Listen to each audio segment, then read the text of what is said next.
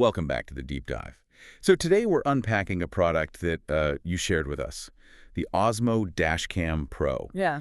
And it is just swimming in some really skeptical feedback. Oh, absolutely. And it's the perfect example of this massive canyon between, the glossy advertising and what people are actually getting. Exactly. So our mission today is to dig into that. Yeah, we're doing an investigation into this whole category of what I call high hype, low support electronics. Hmm. The stuff that looks incredible online, but the actual support behind it seems to be, well, non-existent. Okay, so let's start with the promise then. What's the official marketing pitch? Oh, it's a good one. They bill it as this true premium alternative. Right. They're promising 4K recording, dual cameras, amazing night vision, GPS, The whole 9 yards. the whole nine yards, parking mode, a sleek design, and all at a price that really seems designed to just steal the market. But does it hold up? I mean, that's the big question. Well, that's where things get interesting. The spec sheet looks perfect, but the company itself.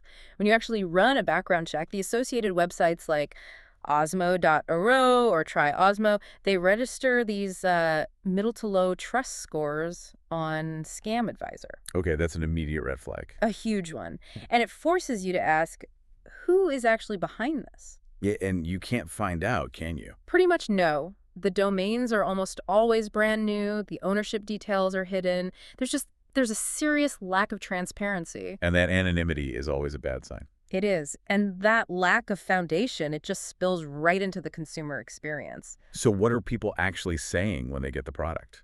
Well, what's fascinating here is that the feedback is completely split. How so? You look at a site like Trustpilot, and yeah, the reviews are rough. But at the same time, 52% of them are 5 stars. So it's not universally negative. Exactly, which kind of makes the whole mystery even more compelling. But those negative reports, they must be pretty bad.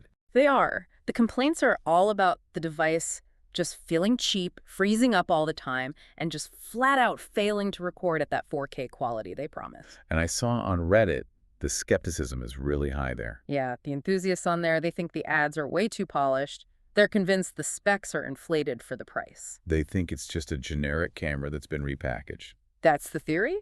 Same body, same specs as some generic model, just with a ton of advertising money thrown at it. And the customer support stories.